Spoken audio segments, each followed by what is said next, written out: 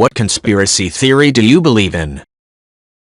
Turdidin said, Tinder suppresses or even hides the profiles of people, particularly guys, who use it a lot, creating a vicious cycle and keeping them using the app longer.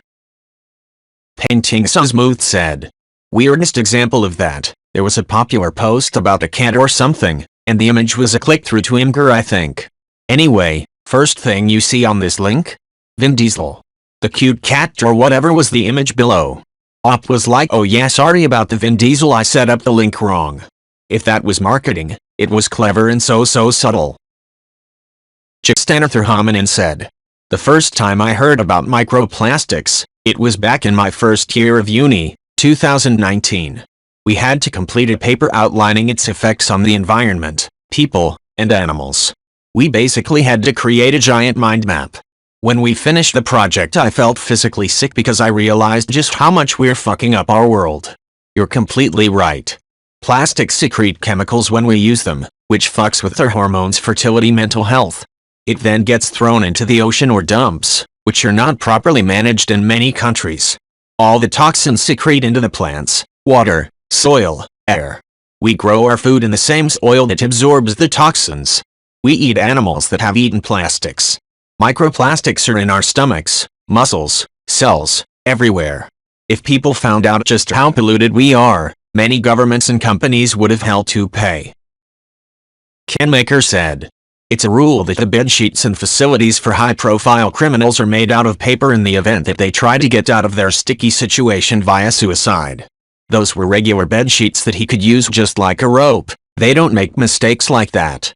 Think about how many important politicians that are still in power right now he knew. They're not just gonna let their entire career get squashed because Epstein got caught so they killed him. It doesn't seem that far outside of the realm of reality, and if you think it does, I think you should re-evaluate what you believe is possible and the lengths that slimy politicians will go to save their asses. House of Nassau said, former correction officer here. Typically for inmates on the suicide watch, they are given what's called a suicide blanket and suicide smock. These are actually sturdy and thick tear-resistant materials, not paper. This prevents one from tearing or folding the sheets articles into thinner strips to be able to successfully tie a knot. Now that's a critical mistake for an inmate on a suicide watch to be given regular sheets, but has it happened? Yes. Additionally, the inmate is typically placed on a one-on-one or constant observation. Have COs been known to occasionally fall asleep on these? Yes. This is why I believe it hasn't been as thoroughly investigated as it should have been. Epstein certainly seems like the type who would offer up others as a bargaining chip, so I definitely think there was some foul play in there. Unique Irrelevant said, ads are intentionally annoying. Like we all know, certain ads that advertise themselves, like Pandora advertising the paid version, are there to make you realize how annoying ads are. But I think ads use psychology and care more about how much you think of them than how much they praise the product. Like it's easier to piss people off than to make them laugh or actually think about the product, and the more people think about the ad, the more the name sticks in their head. Any publicity is good publicity. Tao Jeff said, I don't know about that, but they have been stealing content from other websites in order to give you answers without having you go to the other site. There is a site called Genius that compiles lyrics, and they proved that Google was scraping their site without permission or attribution. They confronted Google, and Google said they didn't know and would stop it, then were caught doing it again while trying to cover up the fact they were doing it. Unfortunately, the court which the lawsuit Genius filed against Google has been dismissed. NWO 1997 said, the Tom Spires thing. Basically, in WWE, yes, wrestling, there's a commentator, Tom Phillips, who used to conduct interviews with wrestlers. Now, normally, the wrestlers, the male ones, anyway, are always bigger and taller than non-wrestling personalities. However, we know that Phillips is a tall man, and yet still appeared shorter than the people he interviewed. The Tom Spires is that during his interviews, he would bend his knees or spread his legs below the frame of the camera to make himself appear shorter.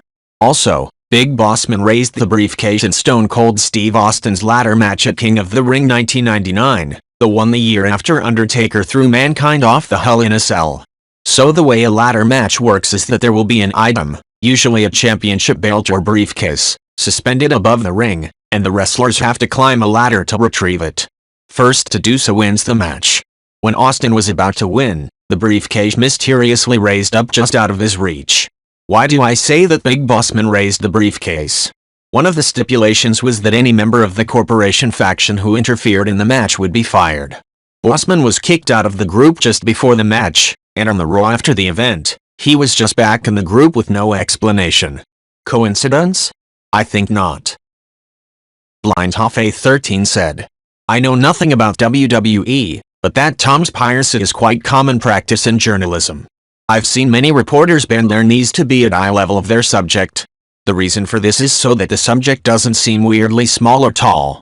Therefore the audience can focus on what's being said, instead of being distracted by the height difference between the interviewer and subject. Excuse me if my choice of words is odd, English isn't my first language. Culliter said, I feel like that murder was so insidious because the implications are so awful it was bound to be blocked out by people. Philosophy Tubes had a video a while back where she talked about willful ignorance. Like many people have a sort of vague knowledge of how awful factory farming is and the level of abuse that animals are put through to put a burger or piece of chicken on your plate, but they don't think about it. If you think about it, that makes it real and you're forever unable to go back. It seems like the Epstein thing is very much like that. We all know he was murdered, but as long as we don't really do anything about it, there's a level of doubt. If we all took to the streets and raged leading to arrests and prosecution, it would mean it's all real.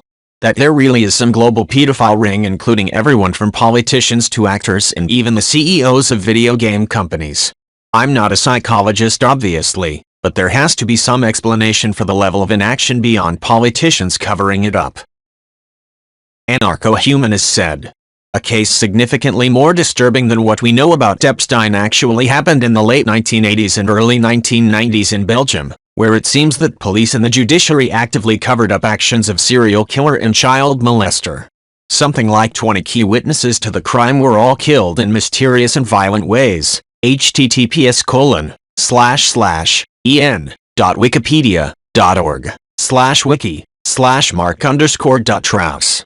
There was actually a string of insane conspiracies in Belgium at the time and high amounts of corruption in the government being exposed. Also 2 assassinations unrelated to the Dutroux case. This op does not exist said. This is the conspiracy I believe? Last podcast on the Let did a good review of the Kennedy assassination and pointed out that not only did this theory best fit the evidence, the originator also made predictions about the contents of his then unreleased files given this theory and was correct.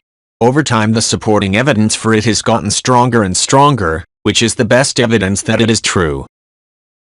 Nothing wrong said. Epstein did kill himself. Broken bone in the neck more consistent with strangulation than hanging. Also, given the amount of hidden cameras he had in some of his residences, he most likely had video evidence of politicians and Hollywood stars committing illegal acts. But as usual the media played the common people against one another and had us arguing over some other dumb shit. They had late night hosts and influencers run interference and label anyone who questioned the circumstances, no matter how strange, a conspiracy nut. Cardwitch said, a part of me agrees but another part of me doesn't.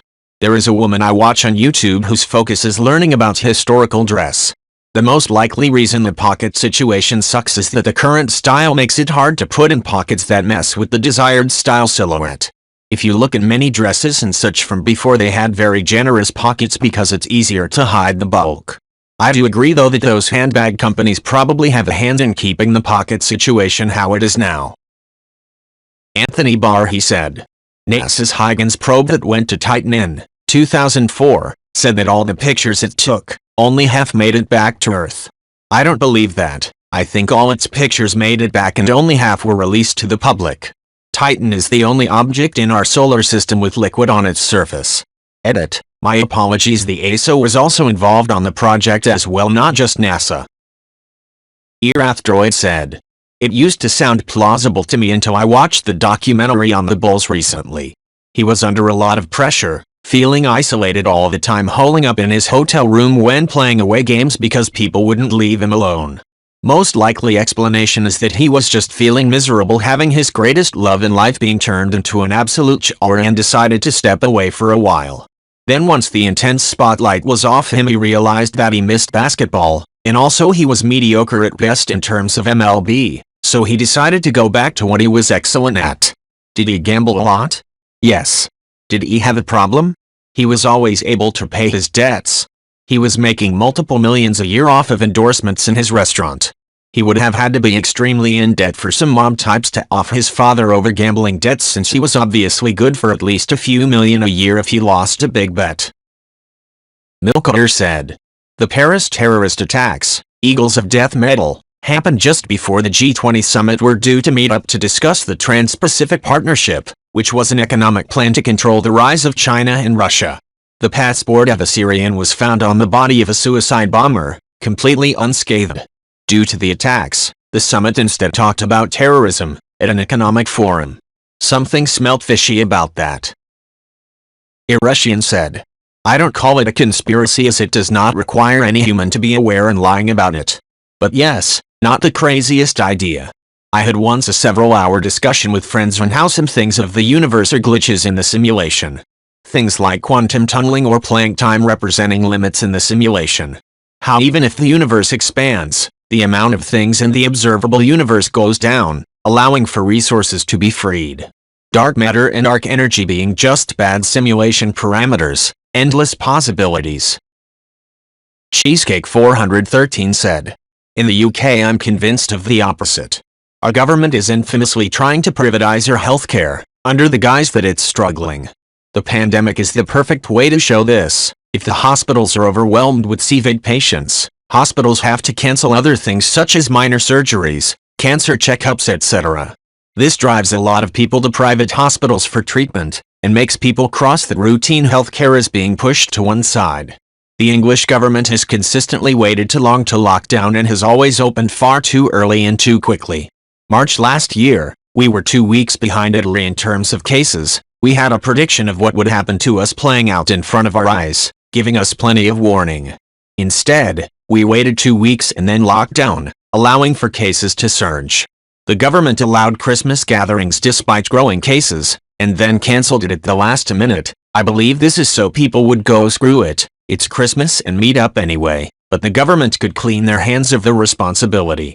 The government constantly says that they trust a public to use their common sense, despite the fact that 1. The British public as a whole does not have common sense, and 2. The constant changing of rules makes it hard for anyone to know what is and isn't allowed.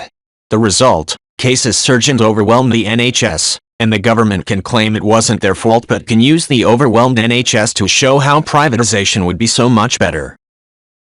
Try Not to Brazilla said, one of the things that bugged me about Christmas was that they kept everything open so people would go shopping for food and drink and gifts, helping the economy, only to be locked down at the last minute.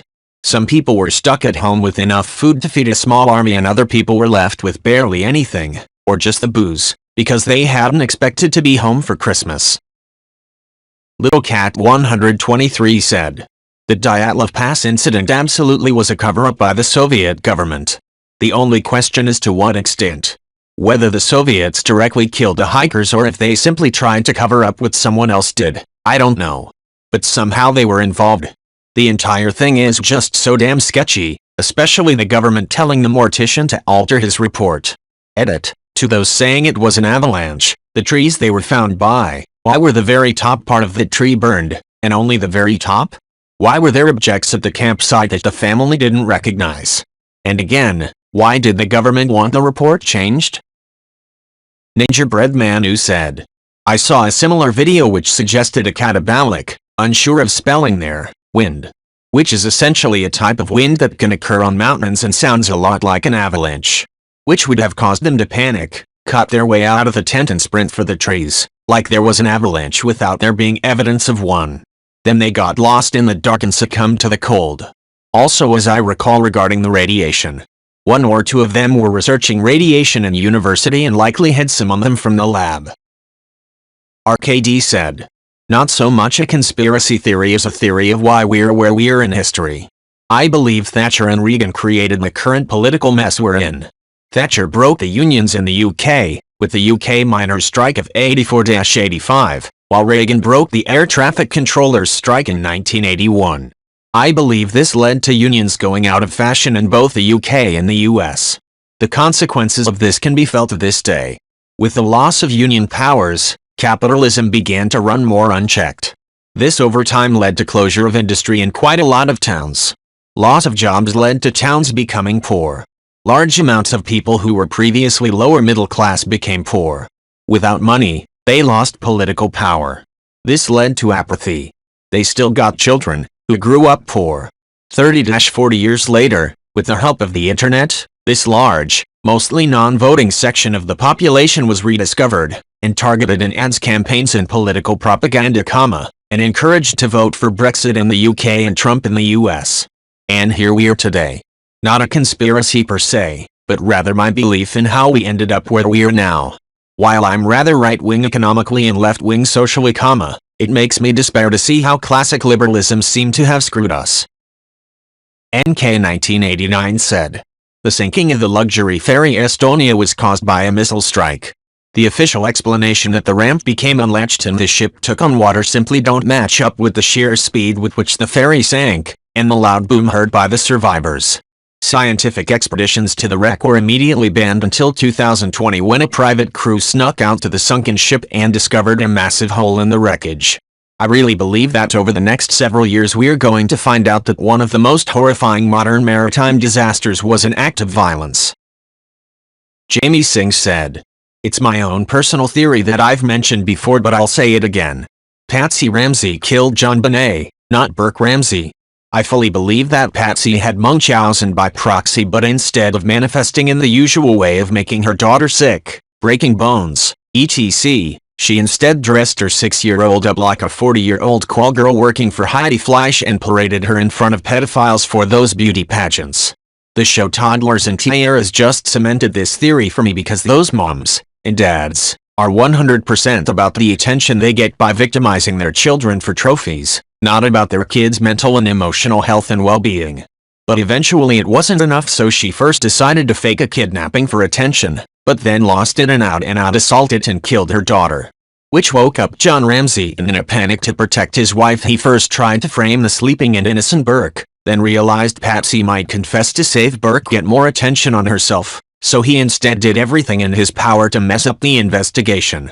The majority of foul-ups were caused by him doing stupid things like inviting friends over and the like. Think about it, the majority of the time when a child is kidnapped killed, the parents end up divorcing from the stress, but they stayed together until her death. He's the one who did stupid things that made finding John Bonet's murderer next to impossible. He was obviously protecting his mentally ill wife who assaulted and murdered their daughter for attention." Fujiyama Mama said, "With on MLK.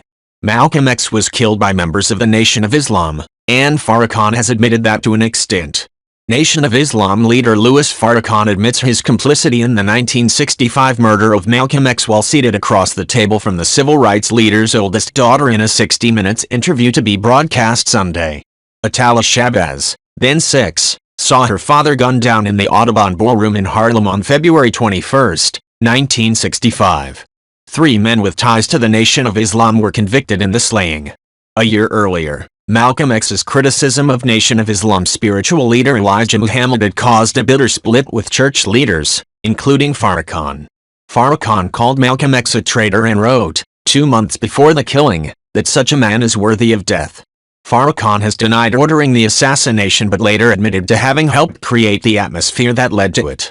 During his 4-hour meeting with Shabazz, Farrakhan said, "Yes, it is true that black men pulled the trigger.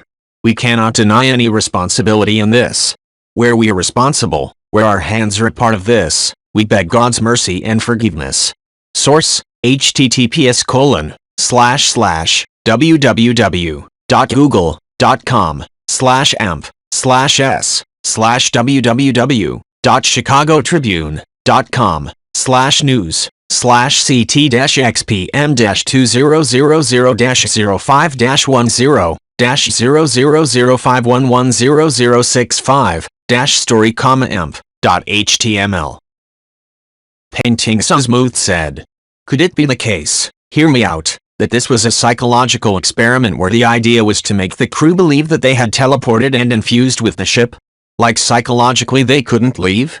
I would find it hard to believe that organic flesh was actually, physically infused into metal, but what I could believe is that the crew felt they couldn't leave or move from the ship, or felt stuck to their position in the ship, or stuck against the inside or whatever, then the story can be both real and unreal. You tell me, what were the pictures like? Himinimus blah blah blah said. Maybe, but to be honest, looking at the conditions of the world, it is plausible that COVID emerged on its own. The way that animals are kept in most places are the perfect breeding grounds for diseases to emerge.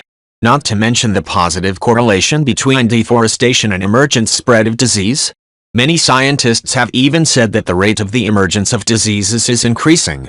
In fact, in December 19th, I actually had to research climate change for school, and I read that we can expect more diseases to emerge as the climate crisis worsens. Instead of putting band-aids on issues like these, we should be trying to prevent it. Doubly said. Kurt Cobain was murdered. Edit. There's lots of theories. Some think Courtney Love is behind it, because before his death he said he wanted to get a divorce with her. He won't be able to write that note and shoot himself with the amount of heroin in his system. Eldon Hoke El Duce, he was a drummer and a lead singer of a small band. There's an interview you can find on YouTube of El Hoke saying I was offered 50 grand to whack Kurt Cobain. 2 days after the interview, El Duce was run over by a train. His own friends think Kurt was murdered.